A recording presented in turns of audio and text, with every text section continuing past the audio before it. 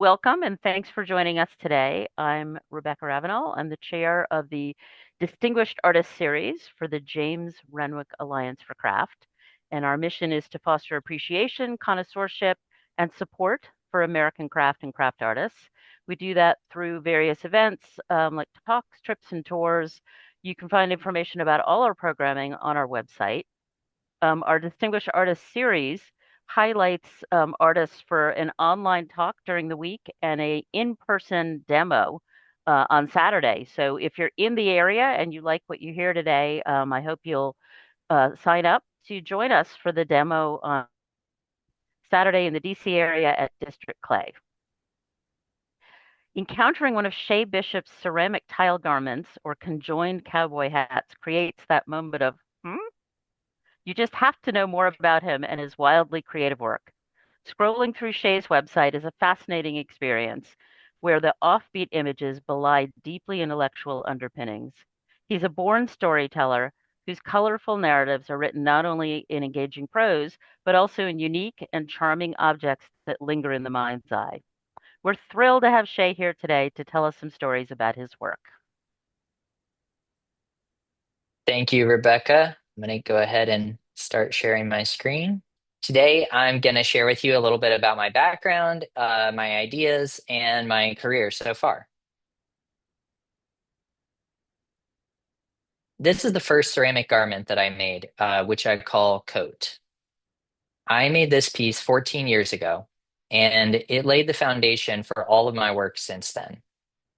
I started exploring the relationships between ceramics and textiles across time and place.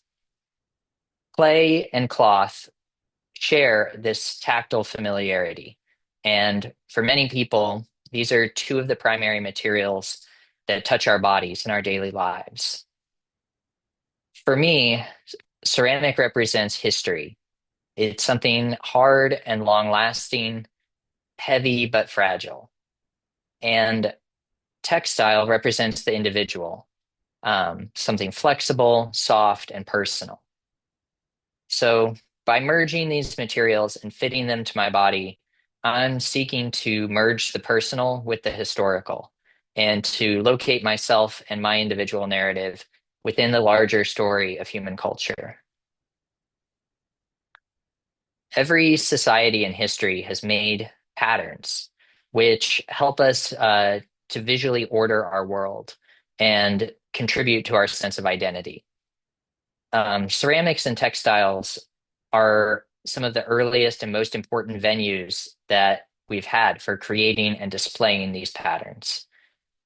The motifs in a design are like letters in an alphabet that communicate non-verbally, and the meanings are always multi-layered and always shifting.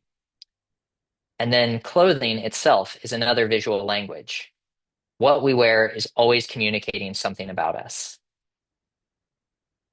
My passion for tile really began when I was in college at the Kansas City Art Institute, largely thanks to my professor, Carrie Esser, and my exposure to the Art Deco and Spanish Revival tile work on buildings throughout Kansas City. Soon after starting this body of work, I went to Hungary and I spent a month there at the International Ceramic Studio. As soon as I arrived in Budapest, the taxi drove past this building and I was completely blown away. Um, I started learning a lot about the architectural tile of Central and Eastern Europe, and this had a huge influence on my work. Buildings like Matthias Church, shown here, have a fascinating blend of Gothic arches and trefoils, along with the color and pattern of the Secession style. I started thinking about how we cover our bodies and garments, and then we surround our bodies with buildings, and then we often cover those buildings with this sort of architectural clothing or skin. So we create layer upon layer of physical and metaphorical communication and protection around ourselves. I often think of architecture and clothing as operating in similar ways. In my studio at that time, I began to merge the figure and garment, making these flexible busts covered with geometric patterns. that abstracted and synthesized different references. When I travel as an artist, which I often do, I always focus on relationships um, between things that are new to me and things that are part of my own experiences and identity. During a month I spent in Turkey, I was interested in connections between visual elements of Ottoman architecture with its Seljuk and Byzantine influences that you can see on the left, and the European Gothic architecture that had been an influence of mine for a long time, seen on the right. Many buildings in both these traditions have a monochromatic stone exterior and an interior filled with brilliant color. I made this piece called The Space Within, which explores that architectural relationship between interior and exterior space and color. In this garment, the outside of the tiles are bare porcelain, and the interior alone is glazed.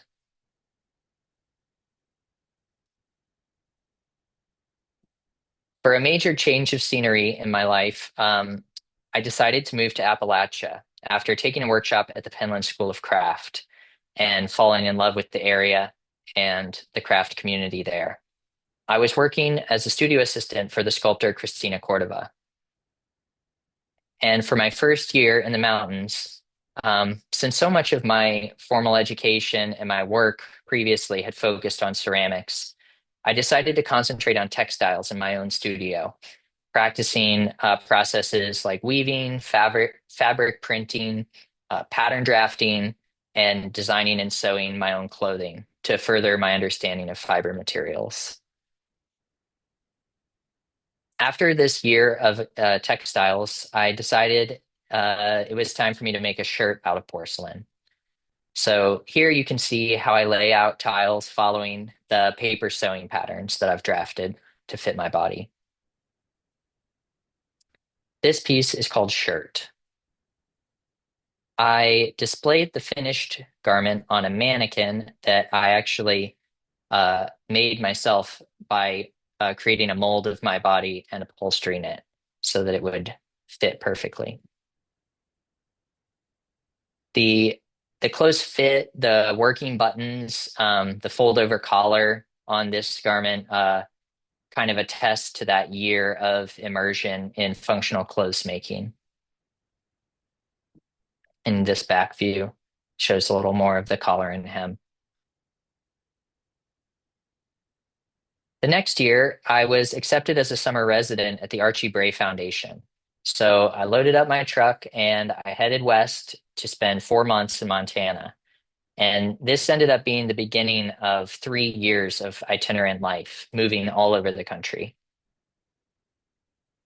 For the show at Archie Bray, I made this tiled vest. And in a surprising accident, there was an earthquake a few weeks after I arrived. My piece fell over and a whole section of the tiles shattered. But fortunately, I always make spare tiles, so I got some experience doing quick repair and I had it back in the show the next day. Around this same time, I started collaborating with my partner, Annie Evelyn, who is a brilliant furniture maker. And we made furniture with upholstery covered in porcelain tile in an extension of this exploration of tile as textile. Both of us are very interested in pattern and in the interplay of hard and soft materials. So it was great to work together. The first piece we made led to a commission project of 3 benches for collectors in Houston. Annie made the curved hardwood frames here, and I made the tiled seats. We worked on this project for over 6 months while living in 3 different states. In these benches, no two tiles are the same. They taper from front to back, and the pattern shifts incrementally all the way through. I mix separate batches of glaze for each row of tiles to achieve the color gradient that you see. In 2018, I was invited to do a month-long residency in Bali, Indonesia, at the Gaia Ceramic Arts Center. As soon as I arrived there, I started going out in search of reptiles, following my lifelong passion that many of you know about.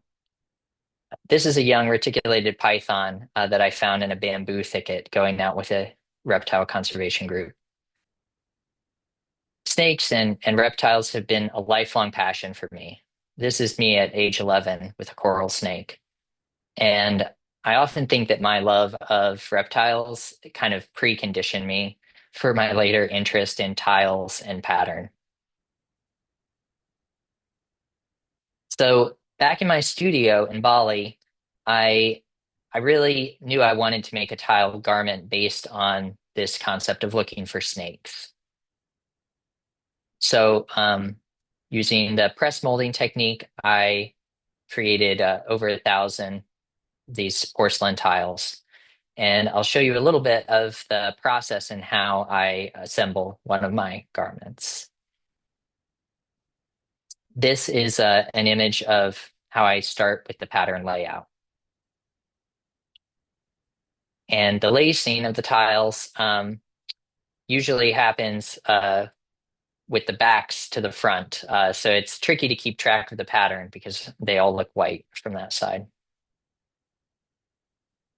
And this is the finished garment I created. It's titled Shorts to Wear While Looking for Pythons. I made these shorts to be both functional and symbolic, to bring luck and power while looking for pythons. While seemingly they're impractical, they're actually very comfortable to wear. When I put them on, they impart this feeling of transformation. The weight and this slight clinking sound that the tiles make as I move uh, makes my progress feel intentional and focused. As I walk through the forest, I feel this heightened sense of purpose, as if I'm being led along. In 2020, I moved back to North Carolina, and I was no longer looking for pythons, as you can imagine, but I began snorkeling in the rivers in that area, specifically looking to observe and photograph hellbenders, which are a rare giant salamander that grows to be over 2 feet long. I'll play a little video so you can see a hellbender in its natural habitat. Once you go underwater in Appalachia, these cold, stony rivers can be almost as interesting as a tropical reef. It's really an amazing world down there. Hellbenders require pristine water quality and high dissolved oxygen levels with minimal siltation in order to thrive. So they become rare due to habitat destruction. And I was thrilled to find a healthy population near where I lived. So I started planning my next piece based on the premise of looking for hellbenders. Here's a concept sketch in my right, which on the left, which is how most of my pieces begin. And then a tile sample on the right, which I always make before beginning to work out how I'm going to assemble my piece. The result is called a swimsuit to wear while looking for hellbenders.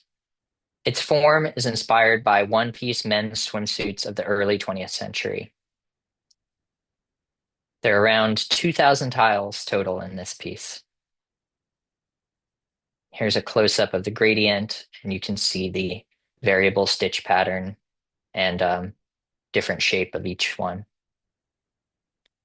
And this is what this garment looks like when it's not on the mannequin. The Hellbender is a creature of legendary proportions and this near mythic status to me.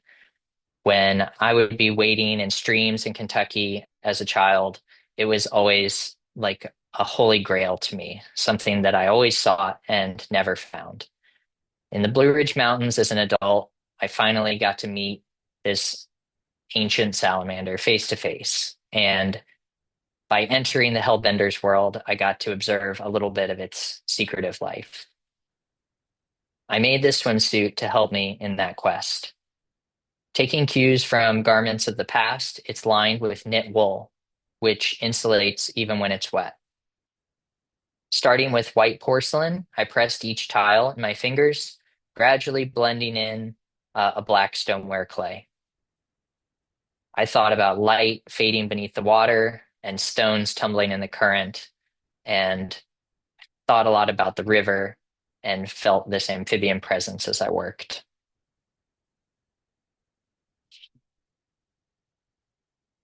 This swimsuit is now part of the permanent collection of the Mint Museum of Art in Charlotte, North Carolina. The next garment I designed was a waistcoat, the shape and decoration inspired by the 1840s, but with two intertwined snakes as the focal point.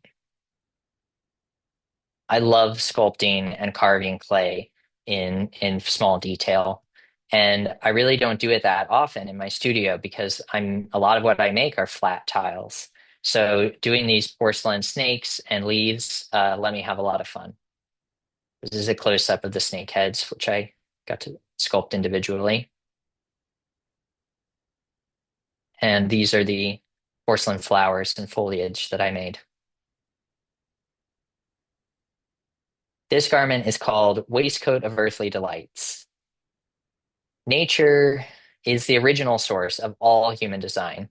And in clothing, nature motifs have been prevalent for almost all of history. Uh, but during the mid-19th century in Europe, it was a time when men's fashion was becoming less ornate. And the waistcoat was one of the last bastions of elaborate decoration and color in men's clothing. But while a 19th century aristocrat might wear a waistcoat with a fashionable floral design, it's doubtful if he cared anything for the real source of that design, which, of course, is the natural ecosystem that was being clear cut, plowed, and drained out of existence by the industry that supported his wealth. So when I put on my waistcoat, I reimagine that history. Here, the snakes are cottonmouths, and they're surrounded by the native flora of their southeastern habitat.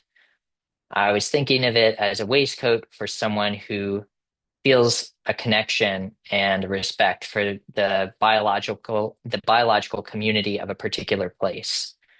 And to me, that is the true meaning of earthly delight.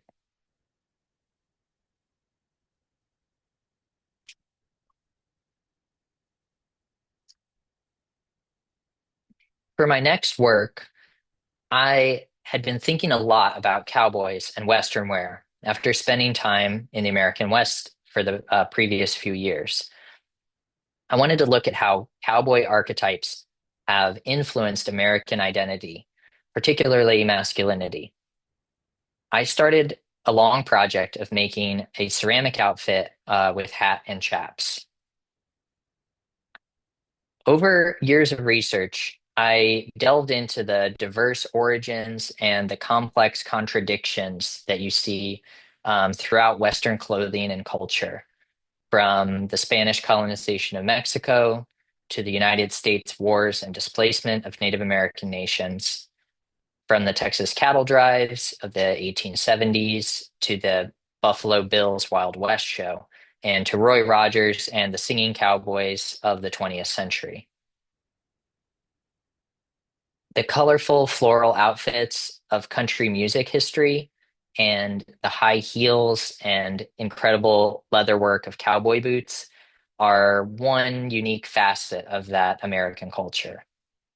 This particular style was brought to its zenith um, by an interesting collaboration and synthesis that happened between Eastern European immigrants like Nathan Turk and Nudie Cohen, working together with Mexican craftspeople and tailors like Manuel Cuevas. And all of that background has influenced the Western wear of today. So I grew up in Kentucky, surrounded by horse culture, but my artistic interest in this was really first peaked when I visited the fair and rodeo in Montana, the summer I spent there. In my studio, my first challenge was to figure out how to make very thin and lightweight ceramic hats that I could wear.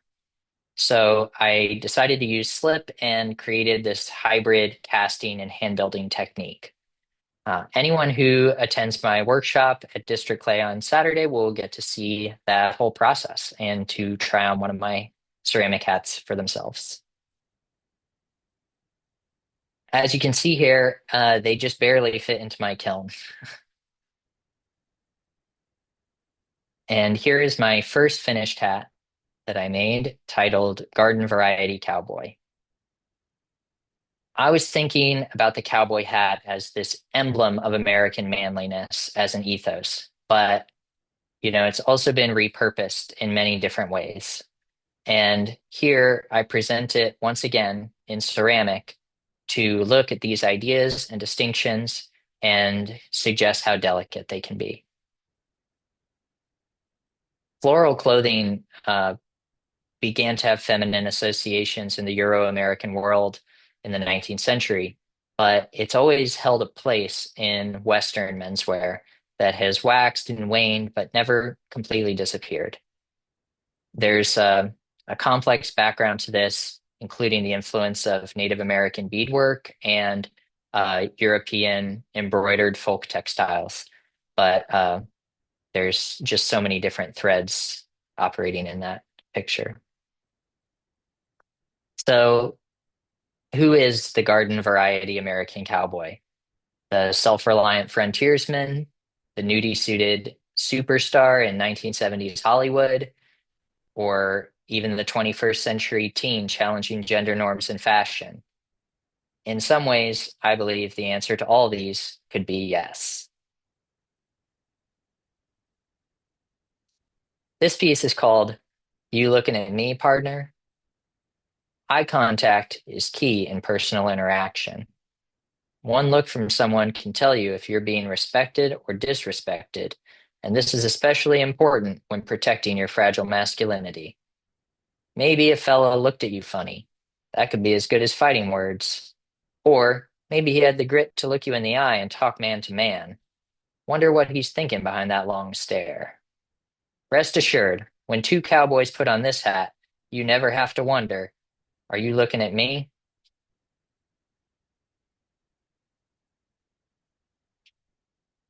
So all this time I'd been making tiles for my chaps and painting floral motifs and working on a hat for this outfit I had envisioned. This is the hat in progress. And here it is after glazing as I use silver rings to attach the ceramic tile fringe around the brim. The finished outfit was titled Eternal Cowboy. I worked on it over a year and a half.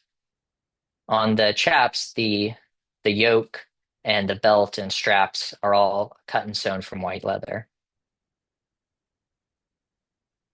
My vision from the beginning was to be photographed on a horse, which is the essential place for a cowboy, right?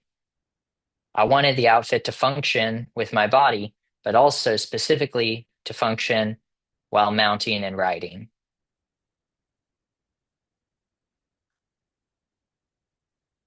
To me, the cowboy is America's ultimate protean figure. It's always changing, but always the same. Every piece of cowboy gear is visually iconic in its own right. Cowboy identity and style exists at this intersection between tradition and new frontiers. Everyone thinks they know it, but each new incarnation still thrills us, from Tom Mix all the way to Cowboy Carter. It seems to me that no matter what happens, Cowboy never dies. Here's a little video of me on the farm so you can hear the sound of the chaps when I walk.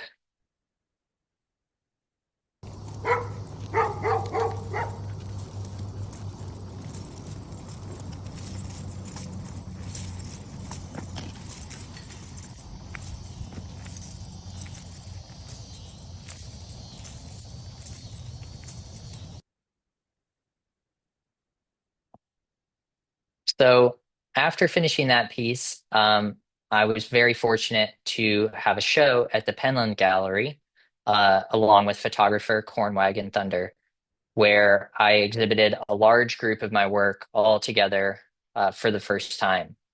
And you can see in this image that I displayed each garment along with a photograph of myself wearing it and a statement about that specific piece.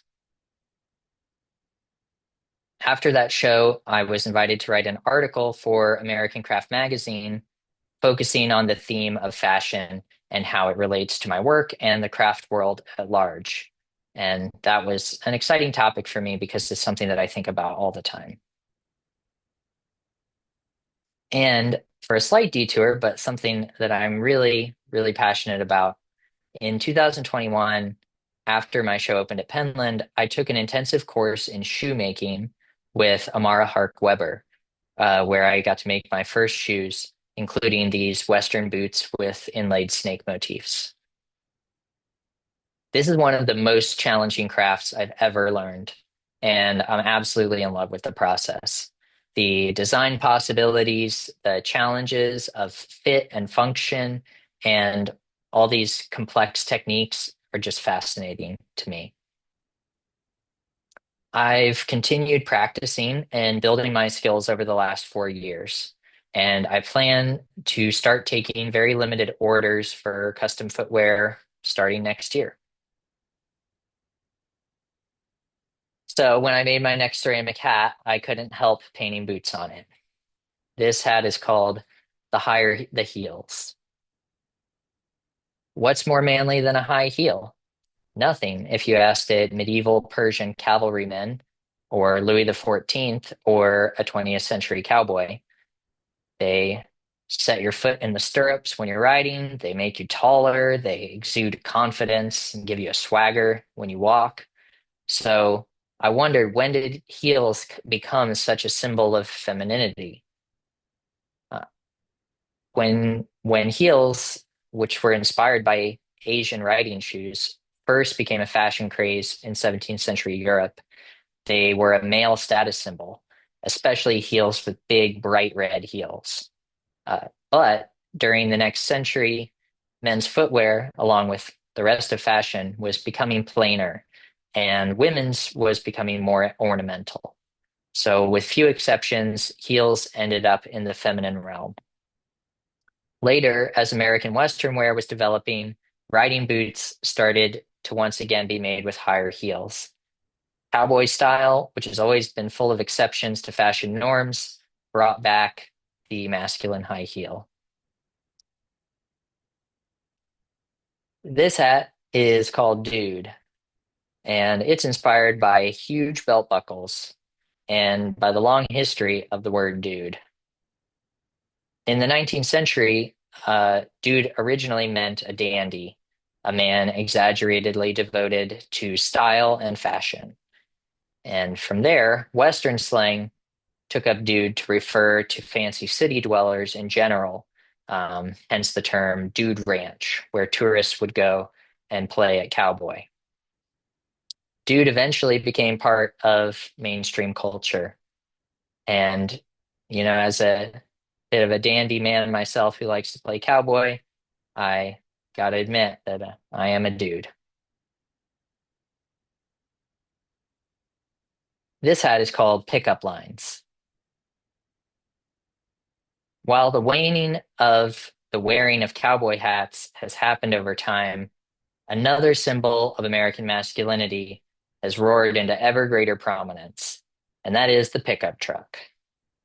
It's associated with cowboys, farmers, and construction workers, and general tough guys.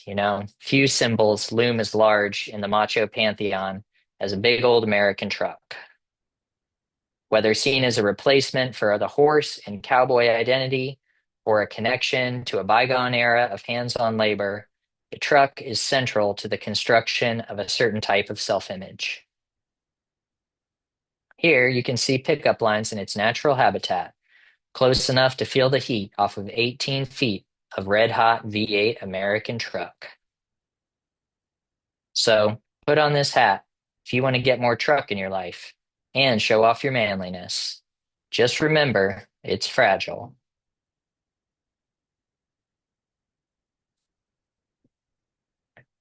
The word cowboy is almost synonymous with stoicism in our culture. The strong, silent type is a term that you hear. But I wondered, does strength really come with hiding the full spectrum of emotions under this restrained facade?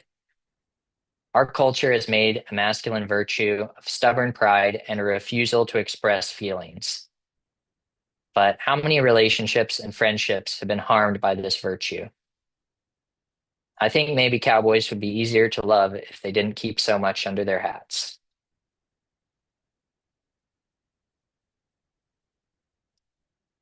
This is a ceramic bandana that I made out of 1600 triangular tiles. The form is just a simple square, but bandanas themselves are so much more than that. The red paisley bandana is as American as apple pie. And by that, of course, I mean that ingredients from Asia were taken and recombined in Europe and then imported to America, where the result eventually became an entrenched part of culture. The word bandana originally comes from the Bandhani textiles of India, which are patterned with a tie-dyeing technique. Through British colonization, these fabrics were exported to Europe, where they became popular handkerchiefs in the 18th century. At the same time, there was a craze for cashmere shawls, which were covered in elaborate leaf-shaped bote motifs, a design which itself originated in Persia. European textile manufacturers raced to copy these shawls, most notably in the town of Paisley, Scotland. And ever since then, we've used the word paisley to describe patterns featuring that bote motif. America imported large quantities of bandanas, and some of them made their way to the frontier, where cowboys wore them as kerchiefs to keep the sun and trail dust off their necks and faces. Bandanas have been adopted by many subcultures over time, and they're ubiquitous today. But every time I see one, I think about all these historical forces that led to those little squares of patterned cloth. This is one way to wear your ceramic bandana.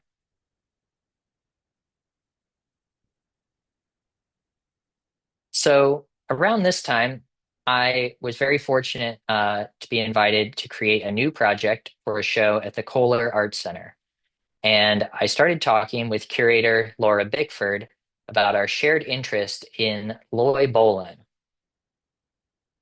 So Loy Bolin was a man from Mississippi, better known as the original rhinestone cowboy. In 1975, Loy was depressed and looking for something to bring joy into his life. And he heard the Glenn Campbell song Rhinestone Cowboy on the radio. So he decided to adopt this persona and to become the Rhinestone Cowboy himself. Lloyd decorated his clothes, his car, and eventually his entire house with glitter, paper, paint, and rhinestones. He became a local legend and would go around dancing and singing at fairs and festivals.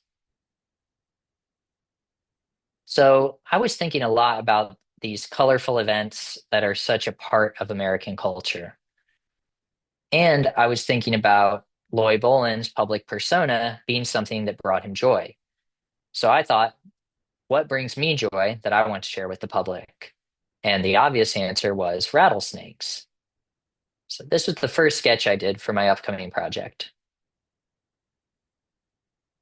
Now, the history of snake entertainments is pretty dark and includes things like the roadside serpentarium, the circus sideshow, and the rattlesnake roundup, which involves mass slaughtering snakes for spectacle. So, in my project, I wanted to shift the role of the snake from this nemesis, this shocking novelty, or a pest needing extermination, shift it to the role of a hero, an icon, and this ecological ambassador. So I began making ceramic tiles that would come together eventually in a head-to-toe Western outfit. The hat I made had 5 different kinds of rattlesnakes on it. When I am glazing my ceramic hats, I use tiny brushes and I build up layer upon layer to create this detailed imagery. I spent over 100 hours working on glazing this hat. Then I cut and dyed leather to create the applique for the suit, which I stitched on. The finished outfit ended up incorporating many different materials. I designed the fabric and had it custom printed, and then sewed the garments. The hat, the tiles, and the belt buckle are ceramic, and there are over 1,000 rhinestones applied throughout the suit. When I put on this suit, I become the rhinestone rattlesnake boy. For the opening of my show at Kohler, I had my bull snake rodeo in the gallery with me so that visitors like this little Minecraft kid could experience a snake in a positive way, often for the first time. Bull snakes are a harmless species, but they mimic rattlesnakes by vibrating their tails, which often leads to misidentification and to them getting killed. In the gallery, I gave away copies of hand-drawn posters I made to promote rattlesnake knowledge and appreciation.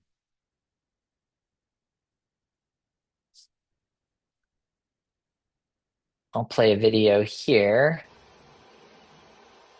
To display the suit in the gallery, I needed a mannequin the size and shape of my body, which was hard to find. So the Kohler team suggested making one. And here you can see Jonas using a 3D scanner to capture my body. And the result was this, me as a mannequin. He wears my suit for me when I'm not around. In this image, behind the suit, you can see the Rattlesnake Boy tent that I made, which has its wooden facade, which is all hand painted and lettered, and its marquee lights. I'm very honored to say that for the next year, the Rattlesnake Boy suit is on display in the Smithsonian's Renwick Gallery as part of the amazing show, State Fair's Growing American Craft. I recently got to attend the opening party along with many of the other artists that were featured in the show, and it was such a great experience. It was a treat to meet makers from all around the country, like Penny Singer, you see here, a Dene fashion designer from New Mexico, whose ribbon jacket is shown on the right there. Now, I'm going to take a step back to last fall when I spent 3 months as a resident artist at Kohler in Wisconsin. For those who don't know, for the last 50 years, the Kohler Company has had a program where artists can come and make their work right in the factory where the sinks, toilets, and bathtubs are produced. And you get to use materials and facilities that are available nowhere else. For my Kohler project, I was thinking a lot about the wetlands and waterways of the southern United States, which are some of my favorite places on Earth. I'm in love with the incredible habitats and animals there, but it's also very distressing to know how endangered these places are because of human causes like pollution, hydroengineering, invasive species, and of course, climate change.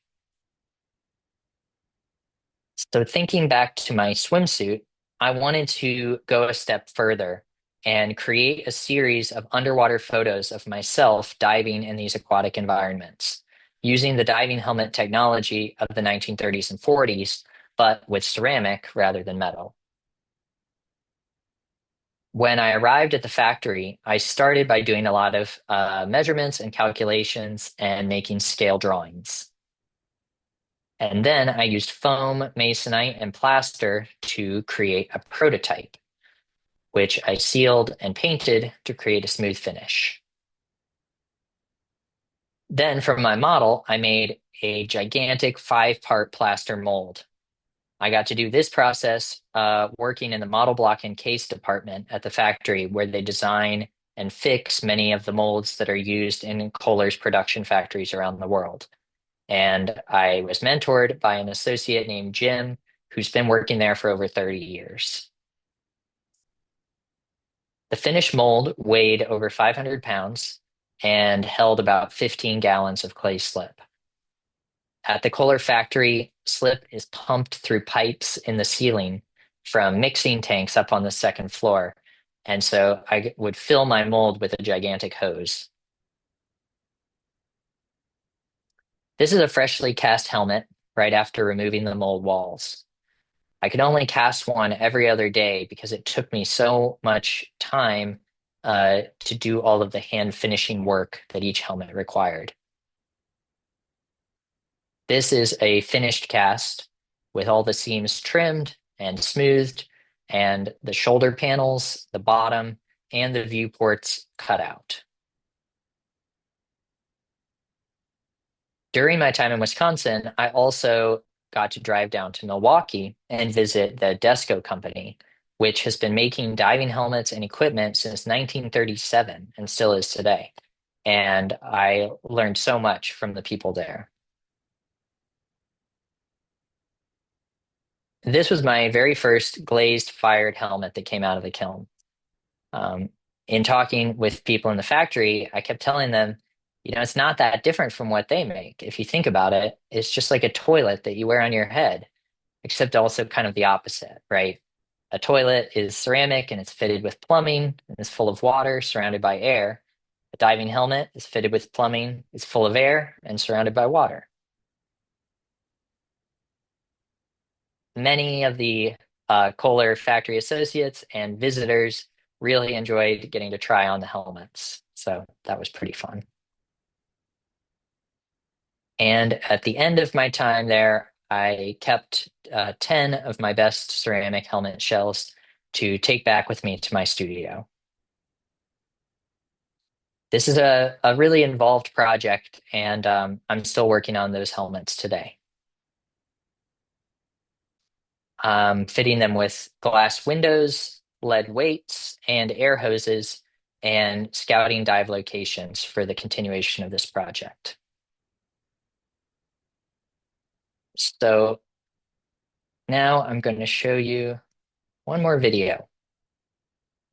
This video is my proof of concept, where I took my first helmet that you saw earlier into a swimming pool to test its weight, buoyancy, comfort, and mobility.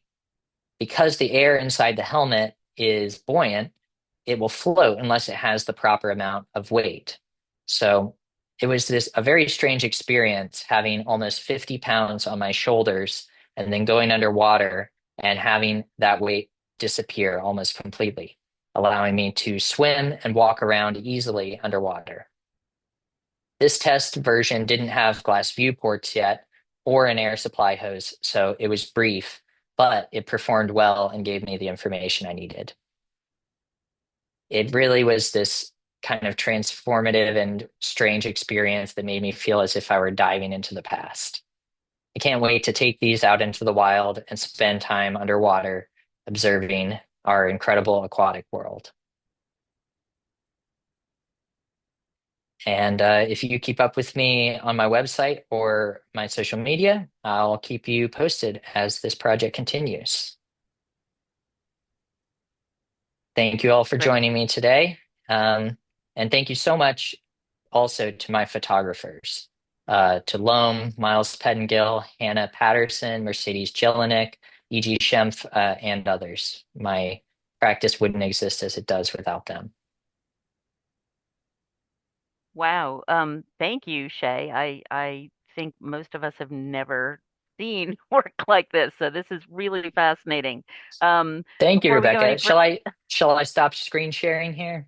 yeah, yeah, that would Yeah, be good. let me do Thank you. that.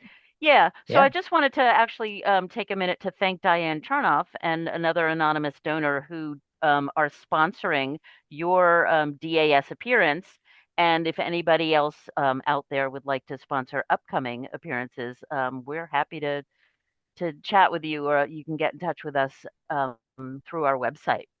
Um, I'm not sure if there are, I oh, I do see some Q&A coming in, but before I just want to I don't really have a question, but I do have a comment.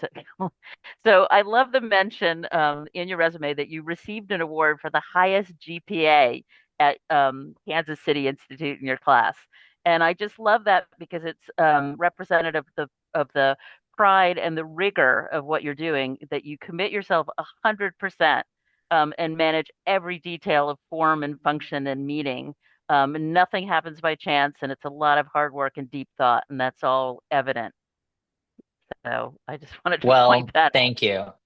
What it means is that I'm a huge nerd and I'm very obsessive and I, have to get straight A's. I got to do everything the way, maybe sometimes a problem, but Well, not for us. It's not a problem.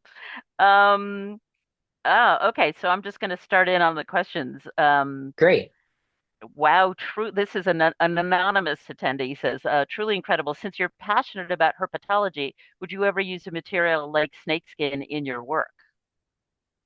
That's a great question, and this is something that I have certainly thought about because there's a lot. It's a complex issue, certainly, especially with what many of you are aware of has been happening in the Everglades over the last few decades, but most, more visibly in the recent few years, um, with the explosion of the populations of invasive Burmese pythons. And so a lot of people, with paid hunting happening and in an attempt to slow that population growth, there's this reasonably ethical source of snakeskin in the United States. And people have asked if I would be interested in using that myself. And I think what I've come to is that I prefer not to use reptile-derived materials in my work, not from necessarily a moral high ground, because things like American alligator leather that's used in cowboy boot making and stuff are oftentimes actually more sustainable than cattle farming. Um, and I don't, blanket condemn that, but I just don't choose to use those things myself. And there's certainly been a long history of very unethical practices in sourcing reptile skin that continues today in many parts of the world. Great, thank you. Inga would like to know, in light of your early architectural inspirations, is there a particular architecture style that you'd like to further explore in your garments? And is there another reptile you'd like to honor in a garment? Oh man, yeah, good questions. For me, architecture and architectural tile and all of the visual elements of that field were so formative to my early development of this work. But it's something that I haven't focused on as much in my research and thought, in the last decade. Um, but it's always there in the background. So I guess I just have to say I don't know about that one. But as far as reptiles, there's always more. The world is so full of incredible animals that in a very real way, we may only have a limited time to get to interact with in many cases. So there are certainly a lot of like desert dwelling species that I've never gotten to experience firsthand. Things like the Gila monster uh, is one that comes to mind, and many more aquatic reptiles, which I had already mentioned a little bit in reference to my diving helmet and my future plans there with species like Florida softshell turtles and American alligators and other like really exciting swamp and marsh and river dwellers. But I could go on ad nauseum when it comes to reptiles that I'm interested in. I don't think we'll ever hear that phrase again. Exciting swamp and river dwellers. Um, two people Hey, want to know. there is nothing better than the wetlands. Okay, two people want to know a little bit more about the functionality of the garments. Kind of how comfortable are they? How long do you wear them? How much do they weigh? About durability, do they ever crack? That kind of thing. Yeah, sure. Um, so for me, especially, well, not even especially anything, just for me, throughout my time making this work, uh, making my garments as functional as possible has been a really important part of the process for me, both in the sense of it being a technical challenge, which I am always excited by, and in the sense of my experience of wearing the piece. I want that to be just like the fullest and the richest experience that it can be for me. Because if I'm being honest, I might spend months of somewhat tedious work making thousands of little tiles and drilling thousands upon thousands of little holes and beveling the sharp edges on each one and sanding them and firing them and cleaning them with the sponge and glazing them and then cleaning them with the sponge again and then firing them. It goes on and on. I mean, the process is so labor intensive. And honestly, one of the main things that keeps me doing this work is that experience that I get to have when I put on that piece and feel the weight and the unique kind of sense that it gives me that I really can't get from anything else. So when I am making something like the shorts, I come up with a design that I think is going to work reasonably well, but I spend a lot of time testing and making adjustments to get the fit as good as possible to be sure that I can, run around and like climb over a log and do things while wearing them. There's a lot of testing and stuff that goes into that. But for the most part, my pieces are less fragile than a casual viewer might expect because of just, the strength of many small pieces together. That flexibility that's built in Mhm. allows these pieces to like move and adapt, quite well in most cases. Obviously, that's not true for the ceramic hats, which, if they fell on the ground, would doubtless shatter. But I make them to fit my head quite well. So, I've worn ceramic hats for 8 or 9 hours to the stretch several times in the gallery during openings and actually occasionally to other events as well as like when I'm riding the horse and things like that. And so my ceramic hats weigh less than 2 pounds each, as far as the weight question. About a pound and 3/4 to 2 pounds, which is not an uncomfortable amount of weight to have on your head for a while. And my garments vary quite a bit depending on how big they are, a coat versus shorts versus a vest, etc. But those pieces also are not uncomfortable to wear. I imagine it's probably like putting on armor or something. Mostly, 5 to 10 pounds. Great, thank you. So, I'm going to combine two questions, and we are this probably is the last one we have time for.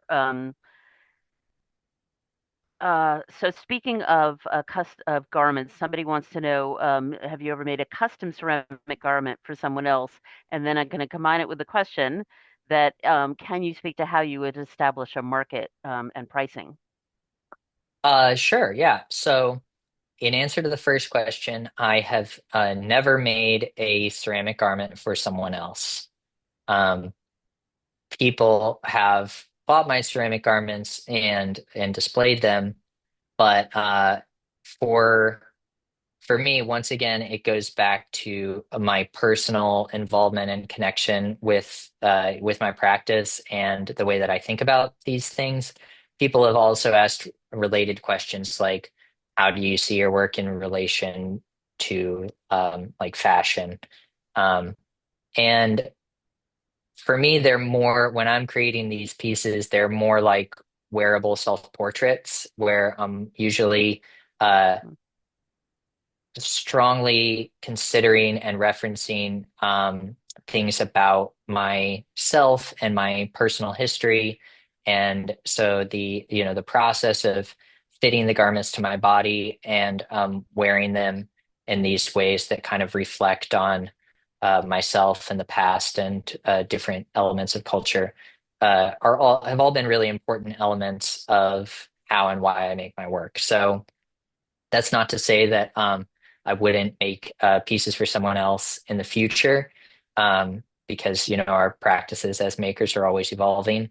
But that would be a little bit of a different way of thinking about the work, I think. And as far as pricing and establishing a clientele or market for my work, all I can say to that is that it has just happened very gradually and with much patience. And I've always had, tried to structure my studio practice in a way that I could um, make my ceramic garments without uh, putting too much pressure on being able to having to pay my rent based on whether I sell one or not, because it Hmm. is such an like personal and esoteric endeavor. So for many years after graduating college, I worked part-time as a studio assistant for other artists, which was able to give me my base Yeah. income, and then my sales from my studio practice were a welcome and exciting supplement to that. And I've been primarily focused on my studio practice for the last few years, which has been marvelous, but is also stressful in its own ways. So it really, when you make something weird, you just have to be patient and know that it takes time for people to get used to whatever thing you're doing and to, like appreciate and kind of come to terms with it. So, And you do yeah. teach workshops, and you're at VCU right now, or I'm is just that where you teaching are? one class. I'm just teaching one class as an adjunct at VCU in the Craft and Material Studies department this semester.